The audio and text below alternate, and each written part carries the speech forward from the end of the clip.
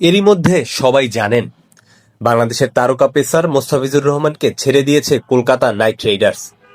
কিন্তু প্রশ্ন হলো, কিসের চাপে এমন সিদ্ধান্ত নিল তারা? ভারতের ক্রিকেট বোর্ড বিসিসিআই এর নির্দেশেই এমন সিদ্ধান্ত নিয়েছে কলকাতা। দলটিকে খেলোয়াড় বদল করার অনুমতিও দিয়েছে তারা। মোস্তাফিজের আইপিএল খেলতে না পারার বিষয়টি প্রথমে নিশ্চিত করেছেন বিসিসিআই সচিব দেবজিৎ সাইকিয়া।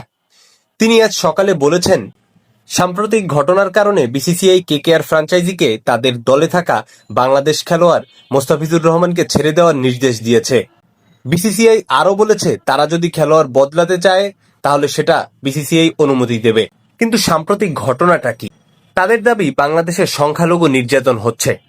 এই অভিযোগের জেরেই বেশ কিছুদিন ধরেই দাবি উঠেছিল মোস্তাফিজকে আইপিএল খেলতে দেওয়া যাবে না। পরিস্থিতি এতটাই উত্তপ্ত হয়ে ওঠে যে অল ইন্ডিয়া ইমাম অর্গানাইজেশনের প্রধান ইমাম উমর খোদ শাহরুখ খানকেও আক্রমণ করেন। তিনি বলেন, বাংলাদেশে হিন্দুদের উপর যে নৃশংসতা চালানো হচ্ছে সে বিষয়ে শাহরুখ খানের কি কিছুই জানা নেই? দুঃখের বিষয়, বাংলাদেশের হিন্দুদের বিরুদ্ধে নৃশংসতার খবর থাকা সত্ত্বেও কেকেআর আইপিএল এর নিলামে একজন বাংলাদেশিকে কিনেছে। শাহরুখ খানের উচিত জাতির কাছে ক্ষমা চাওয়া। এরপর যা হলো তা যেন রাজনীতির প্রকাশ্য উদযাপন। মোস্তাফিজকে আইপিএল থেকে বাদ দেওয়ার সিদ্ধান্তে বিসিসিআইকে ধন্যবাদ জানিয়েছেন ভারতের সরকারি দল বিজেপির নেতা ও ধর্মীয় গুরুরা। বিজেপি নেতা সঙ্গীত সোম তো বলেই বসলেন, এটা পুরো ভারতের হিন্দুদের জয়। কিন্তু এরপরও প্রশ্ন থেকেই যায়, এত বড় সিদ্ধান্ত কি এত সহজে নেওয়া যায়? অনেকের দাবির প্রেক্ষিতে একজন আন্তর্জাতিক ক্রিকেটারকে এভাবে আইপিএল থেকে বাদ দেওয়াটা তো অবিশ্বাস্যই বটে। তাহলে কারণটা কি? চলতি বছর পশ্চিমবঙ্গে নির্বাচন হতে পারে এর আসল কারণ। পশ্চিমবঙ্গে এখন ক্ষমতায় তৃণমূল কংগ্রেস, মোদির বিজেপি নয়। ক্ষমতায় যেতে হলে বিজেপির দরকার হিন্দু সেন্টিমেন্ট।